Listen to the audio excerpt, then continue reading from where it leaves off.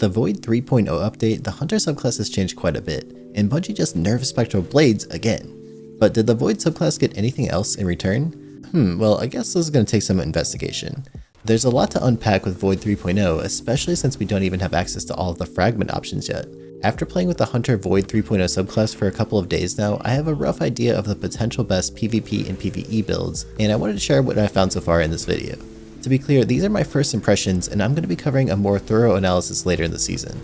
Let's cover PvP first, and then we'll dive into PvE, and trust me, you're going to want to watch this because I'll show you how the new Void Hunter can have some of the best burst DPS of any class in the entire game. So let's cover the elephant in the room. What the heck is this thing? Did Bungie just bring Shadow Dive back? Is the Crucible broken yet again? Well, unfortunately, the answer to both these questions is kinda yes, but don't worry, it's not quite that broken, just a little bit broken. See, the Trapper's Ambush aspect gives Void Hunters a Shadow Dive type ability called Quick Fall that's very similar to the Revenant's. This variant does a few more things, but it comes at a higher price. More specifically, for the cost of your melee ability, the Hunter will dive down to the ground, become invisible, and create a puff of smoke that blinds your opponents, deals about 50 damage, and pushes them back slightly. Of course, the balancing act here is the fact that you need to give up your smoke bomb in order to do this maneuver. So is this thing busted? Well, kinda. The move is definitely very strong, but I feel like giving up the potential to wombo combo or to make allies invisible from far away is a pretty decent cost. Yes, you can slightly mitigate this problem with the OMNIOCULUS exotic chest piece, but then again, would you really want to give up your favorite springy boots? Honestly, it's much harder to decide than you might think. Invisibility nowadays is becoming stronger and stronger, and having it available more often for both you and your teammates is excellent. In a similar way though, the mobility from zombies is always incredibly valuable. Unfortunately, it doesn't seem to stack with the Echo of Dilation fragment, but the faster duck walk speed and higher radar resolution when crouched are always nice, and look at those juicy stats. Of course, the Graviton Forfeit exists as well, with the bonus trait of giving you much more melee energy while you're invisible. Again, this is a really tough choice because sure, that melee energy is valuable and you get it safely, but then there's the argument that you can just use the Gambler's Dodge to get that melee back anyway. This is a really tough call, and I guess time will tell which exotic is the most powerful. I have a gut feeling that people are going to overlook the Khepri Sting. Remember, those give you actual wall hacks for standing in your own smoke bomb effect. In the past, these used to be oppressively good, but nowadays it seems like people are gravitating, well, I guess no pun intended, to the Graviton Forfeit and other invisibility exotics. But as a cool interaction, you can now proc the Khepri's wall hack effect by performing a quick fall, which can lead to some seriously stylish kills. And while we're on the topic of invisibility and wall hacks, there's also the stylish executioner aspect. This is the spiritual successor to the former flawless execution perk of the Spectral Blades. This time though, instead of getting a crouched headshot, you need to tag an opponent with a debuff and then kill them for invisibility in a very short moment of wall hacks. This sounds very awesome for PvE, but I'm not so sure how well it works in PvP yet. I don't feel too good about relying on hitting a void ability to proc half of my class utility. So right now, I would actually take the other aspect, which makes you go invisible every time you dodge. This basically works like the former Top Tree perk. The Vanishing Step aspect actually changes your dodge animation and makes the distance much longer. It definitely threw me off initially, and I was still getting used to it. After all these years running the Gambler's Dodge, I'm not sure how much I like the new animation. I still think it needs a little bit of getting used to. One really nifty thing you can do is actually to equip the Fragment Echo of Persistence. Yeah, the -10 mobility does hurt, but the extended invisibility duration is really nice. Basically, you get about 50% of the Graviton Forfeit's benefit just from using this fragment. And while we're at it, let's take a look at the rest of the fragments. We've covered Persistence and Dilation, so let's take a look at the Echo of Provision. This one gives you melee energy for dealing grenade damage with a small strength penalty. It's pretty straightforward and very useful. Its opposite is the Echo of Exchange. This gives you grenade ability energy for melee kills. I actually think this one's pretty bad for hunters, considering that the smoke bomb melee is much less lethal than that of the Warlock or Titan's melee options. In the same line of thought, the jury's still out on the Echo of Leeching. While getting automatic health regen from a melee does sound great in theory, this one's going to be pretty reliant on close quarter combat. Hunters definitely don't get nearly as many ranged melee kills as the other classes. The Echo of Reprisal might sound good. After all, getting super energy for kills while surrounded seems like a great deal, but being surrounded in PvP most of the time is just going to get you killed, so I don't think I would use this one. It's definitely a better option for PvE. Echo of Undermining is just the former artifact mod Oppressive Darkness rebranded. The 20 discipline penalty hurts a lot, and the merit of this fragment highly depends on the grenade choice that you're using and what you hope to achieve with it. Speaking of more situational options, there's the Echo of Domineering. This one's a no-brainer because no dominance leads to no control. You know what, if you actually do get that joke, you're a true OG of the Destiny community and you just earned yourself some respect. Back on track, the Echo of Domineering wants you to suppress a target, which basically means you're going to have to use a suppressor grenade, and then it gives you a free reload and extra mobility in return. I'm struggling to see the benefit behind this one for PvP. Landing a nade hit just for some extra mobility and a reload seems like a really tall order. I think it'll make more sense with suppressive glaives in other situations, but maybe not so much in the Crucible. The Echo of Expulsion definitely seems like more of a PvE oriented fragment, but the intellect boost is nice. And finally, for the fragments that we have access to right now, we have the Echo of Remnants. This one extends the duration of lingering grenade effects. Essentially, it's the old lockdown perk in fragment form. Again, this is a really nice feature to buff up the lethality of certain grenades. Most notably, the buffed vortex grenades now suck your opponents inwards, which can make them a really annoying choice. And with Oppressive Darkness, they output some serious damage. Most of us remember how annoying the dust fields were just for their vacuuming effect, and these vortex grenades suck you in and also burn down your health, which makes them really strong. While we're talking about the nades, I have to mention that you can actually go buy all of them from Mycora in the tower. This means that every class has access to all the different grenade types, making for some really interesting combinations. We can now finally use Axion bolts on Hunter for the chasing effect. Last season showed us just how incredibly busted these can be when combined with a well-coordinated team push. The suppressor grenades are now available to all classes, and they specialize in disabling your opponent's abilities. Most notably, they can instantly take someone out of their super. This makes them one of the most effective ways to counter roaming supers. Though don't discard the old options either. The Void Wall remains the fastest sustained DPS grenade in the game, making it an excellent option for breaking Titan bubbles. If you can tactically use your invis to sneak a Void Wall into a bubble, you're going to straight up melt that Titan if they're not careful about where they stand. The Spike Grenade is always a decent choice with its high lethality and directional beam. If you can sneak one behind the enemies, you're going to get some pretty easy kills. I feel like the Magnetic Grenades could be really strong here too. The Hunters finally got another Sticky Grenade option to pair with our Flux Grenades and the Trip Mine Unicorns, and unlike the Flux Grenades, this variant has some questionable magnetism. If you combine them with a Fastball perk on your gloves, you can get some easy cleanups on targets that are even just a little bit weak. Combine this with Oppressive Darkness and these will delete almost all of your enemy's health. This is going to be a really strong option. Besides the pretty awful scatter grenades, I feel like all of these have a very specific purpose to them.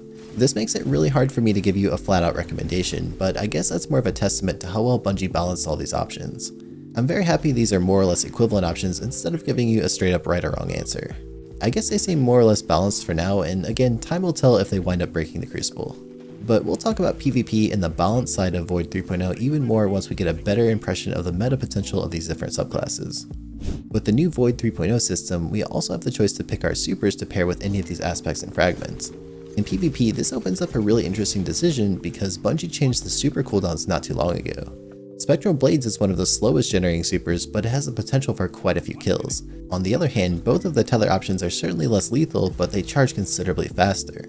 Especially in scenarios like Trials of Osiris, where you might not even get a longer charging super like the Spectral Blades before the game's over, the choice of which super to pick really depends on the situation and what your teammates are using. It's generally best practice to have at least one super on the team that comes up very quickly, so you can snowball that into some orbs to charge the other slower supers. The Mobius Quiver now fires 2 volleys of 3 arrows instead of a handful of individual arrows from the old bottom tree Nightstalker. These do seem to have better tracking in PvP than the old tether, but it's still not exactly reliable as a shutdown super. The Deadfall tether is pretty similar to the old top tree super, but it now pulls in tethered enemies towards the center. This is a really cool effect, but in PvP, the bigger issue is just getting the tether to attach to them in the first place. Unfortunately, there still seems to be some issues doing this reliably in PvP. So I think if you have enough time to realistically get a Spectral Blade super charged up, it's still by far the best option. And now you even get the benefits of pairing it with easy invisibility in the neutral game. Before we dive into some cool tips and tricks you can use with the new Void Hunter and the best PvE builds, I want to shout out my friend Maki Play who helped me with the meta analysis and script for this video. He's doing a really awesome job helping me with the channel, and we're putting together a huge Void 3.0 analysis video that you definitely don't want to miss, so I'd urge you to hit that sub button. I'll have his channel linked in the description as well if you want to check out some of his videos. One of the really underrated features of the new Void Dive ability is that you can use it without any sort of a cooldown in the Spectral Blade super. This compounds on the already great mobility of that super to make it even more evasive. One of the biggest frustrations that happens when playing Spectral Blades is when you get caught out in the middle of the air with no attacks left and you have to wait until you hit the ground to attack again. But this new air move lets you quickly travel to the ground and reset that jump. Following a similar line of thought, the Void Dive can actually be used in a wombo combo. I was super excited when I discovered this. If you remember, you would usually do something like throwing your smoke bomb first and then immediately after the grenade to make a deadly combo on the ground. This is one of my favorite moves to do on a hunter. But with the new dive move, you can actually jump up in the air, throw a vortex grenade to suck someone in, and then dunk on them with the dive to deal some really massive damage. With the high DPS of the Oppressive Darkness vortex grenades, you'll easily melt your opponents using this combo. And I wanted to mention that the new dodge is a perfect follow-up after you dunk on someone. If you lay in close to them, their screen is going to get blurred, which makes it very hard for them to see you. The rapid repositioning of the dodge is going to make it super hard for your enemy to follow you. Also, you get some bonus points for Gambler's Dodge refunding all of your melee energy for being close to your opponent. As promised, let's take a look at how the new Void Hunter performs in PvE activities. I have to be honest, at first I was a bit underwhelmed. Sure, going invisible is nice, and it can definitely help you survive tough content. It was no doubt helpful in beating the legendary version of the campaign. But we're comparing this new Hunter kit to one of the previous strongest PvE setups in the game, the Bottom Tree Nightstalker paired with OMNIOCULUS.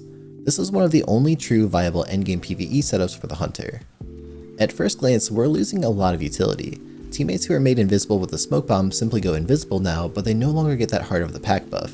You also no longer get that huge chunk of grenade energy back for making them go invisible. This was a huge benefit to the old setup, and it's definitely missed. But there's also a lot of upsides to the new Void 3.0 system. First of all, we have the ability to pick and choose our super with any of our neutral game options thanks to the aspects and fragment setup. This means that we can now pair invis on dodge with the upgraded version of the multi-shot tether. And by the way, this super now is insane for dealing damage. In fact, the multi-shot tether can be combined with the Orpheus Riggs boots to fire not 2 but 3 total volleys of arrows. This leads to some serious damage potential, rivaling the DPS of any other super in the game. And you have the added utility of a long window where you can fire the arrows. So in theory, you could fire off a tether, shoot something like a Wither Horde and a rocket, fire another tether, shoot more rockets, and then fire a final tether to combine all of that for some crazy high burst DPS. So while the classic OMNIOCULUS setup may have lost a little bit of power, we've definitely made up for some of it with the higher DPS options. We also have the option for the Deadfall tether, which pulls in enemies and can be amazing for crowd control. And we still have Spectral Blades, which is fun in PvE, but perhaps not the best option for serious content. As I mentioned in the PvP segment, the Stylish Executioner seems to be a great PvE option after using it for a while. Adding the ability to debuff an enemy via melee without requiring a super is such a huge upgrade, and it will likely be amazing against more tanky enemies like in GM Nightfalls. Plus, we also have the lockdown style effect of lengthening our grenade timer with the Echo of Remnants.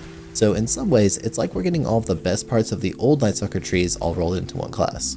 And don't forget, we can also add Oppressive Darkness style weakening with our grenades just by choosing the Echo of Undermining. I think the real potential of the subclass is going to be unlocked once we have access to the final fragments after the first day of the new raid. Combining the volatile rounds on void weapons from the Echo of Instability with some strong crowd control options could be incredibly fun on the Hunter. In particular, this is going to pair so nicely with the Stylish Executioner aspect to give us some nearly constant invisibility in True Sight. And consider this scenario. We'll be able to pair the Devouring Depths mod from the artifact with the Echo of Starvation fragment. This provides Devour from picking up an orb, and it means you're going to have an even more powerful tether ability.